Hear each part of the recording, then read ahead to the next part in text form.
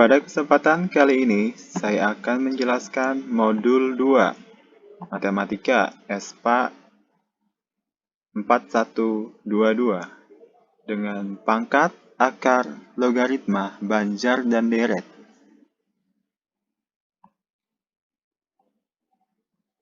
Untuk kali ini, saya akan menjelaskan pangkat, yaitu suatu ekspresi A pangkat N, A disebut basis dan N disebut pangkat. Jika N merupakan suatu bilangan positif, maka A pangkat N sama dengan A dikali A, dan seterusnya, di mana A merupakan perkalian sebanyak N kali.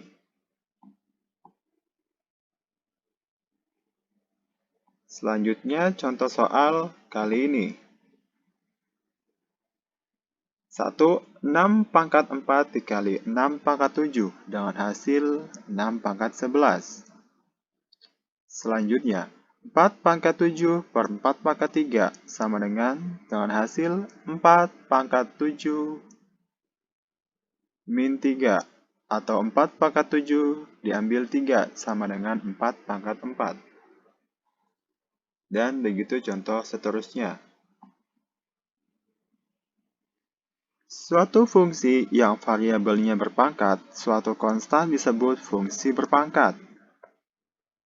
Contoh fungsi dari berpangkat adalah Y sama dengan X pangkat A, di mana A merupakan suatu konstan. Apabila suatu fungsi mempunyai konstan yang berpangkat variabel, maka fungsi itu disebut fungsi eksponensial.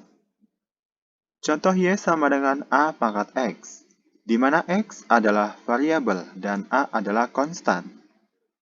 Bentuk umum eksponensial, Y sama dengan A pangkat X, di mana A lebih besar daripada 0.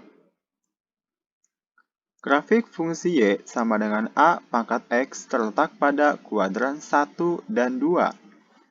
Grafik fungsi eksponensial tersebut akan merupakan kurva yang menaik untuk nilai A lebih besar daripada 1, dan merupakan kurva yang menurun untuk 1 lebih kecil daripada A lebih kecil daripada 0.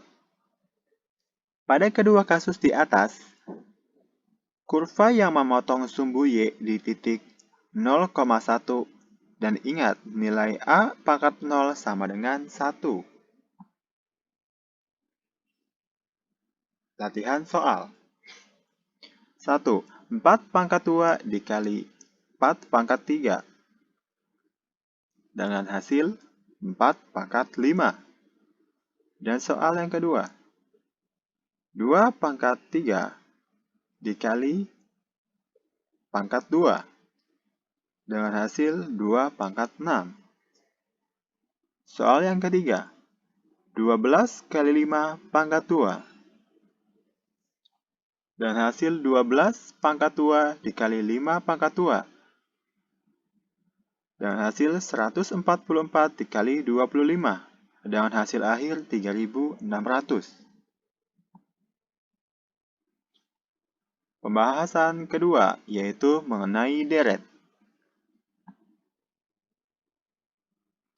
Deret adalah suatu suku pada suatu banjar, dan deret merupakan penjumlahan semua suku banjar. Deret dibagi atas 3 bagian, yaitu hitung, ukur, dan harmoni.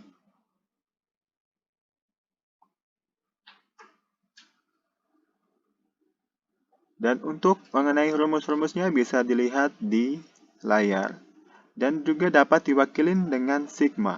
Sigma itu dapat dibagi menjadi 2, yaitu ada untuk deret terhingga dan deret tak terhingga.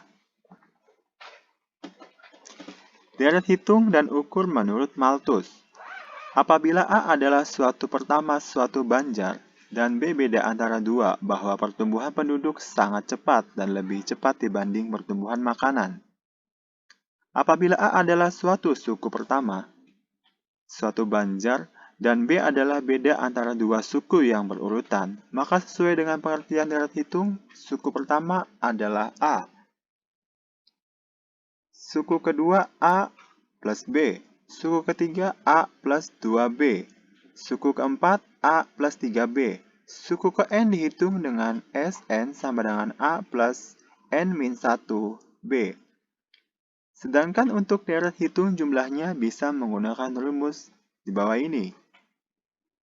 Contoh Banjar hitung suku pertama 1 dan beda 2.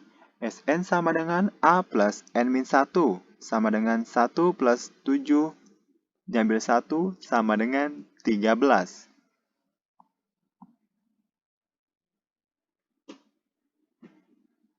Banjar ukur. Selain Banjar hitung, kita telah mengenal Banjar ukur.